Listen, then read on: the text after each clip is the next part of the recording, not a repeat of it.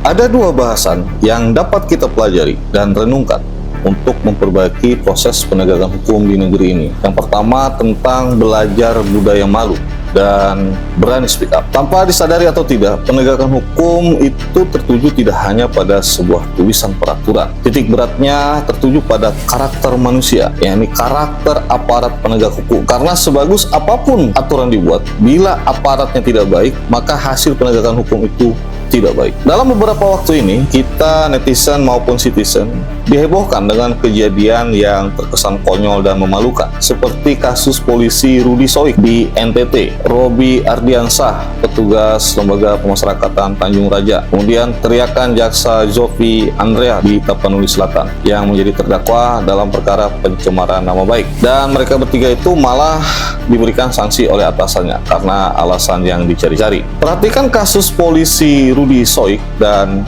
Robi Ardiansah, seharusnya itu tidak terjadi bila pimpinan atau atasannya menganut budaya malu, menyadari bahwa Rudi dan Robi itu benar karena membongkar suatu perbuatan salah, hingga Rudi dan Robi itu harusnya didukung, bahkan diberikan reward atau penghargaan. Tentang kasus Zofi Andrean yang jadi terdakwa kasus ITE, juga cerminan akibat semakin tipisnya budaya malu yang dimiliki atasan Zofi Andrean. Yang bijak itu atasan langsung maupun berjenjang Zofi Andrean pada institusi kejaksaan harus objektif sebelum mengambil tindakan terhadap Zofi, bahkan dengan cara memberhentikan jaksa Zofi karena Zofi telah teriak di medsos mengungkap kebobrokan internalnya. Kalaupun toh menurut petinggi kejaksaan kasus Zofi itu murni permasalahan antara Zofi dengan staf kejaksaan bernama Nela Marcella, namun sebagai pimpinan atau atasan Zofi harus bijak dengan menjunjung tinggi rasa malu melihat masalah secara fair. Dari peristiwa itu akhirnya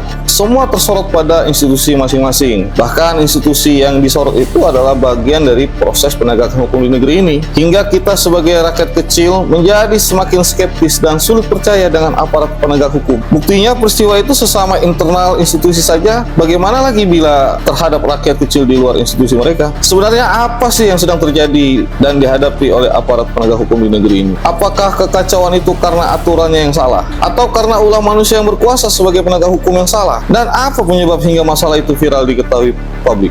Jawaban dari kegundahan itu karena aparat penegak hukum sudah semakin sedikit menjunjung tinggi budaya malu, bukan sekedar karena aturan hukumnya. Dan masalah itu menjadi serius diperhatikan karena keberanian untuk speak up. Pelajaran budaya malu itu sangat sederhana, hanya didasarkan pada kesadaran masing-masing manusia, sadar untuk tidak berbuat salah dan sadar untuk tidak melindungi perbuatan salah. Namun walaupun sederhana, budaya malu itu berkaitan dengan moralitas. Jangan salahkan mereka bertiga, Rudi Soik, Robi Ardiansah, dan Zofi Andrean, itu core di medsos akibat sistem dalam institusi mereka yang tidak sehat alias bobrok. Melalui medsos itulah cara mereka agar persoalan mereka itu diketahui publik dan menjadi perhatian publik, dan cara mereka bertiga itu harus dimaknai positif untuk memperbaiki kebobrokan itu. Itulah pentingnya saat ini sikap berani speak up, berani bersuara membongkar sesuatu yang salah. Perlu diingat,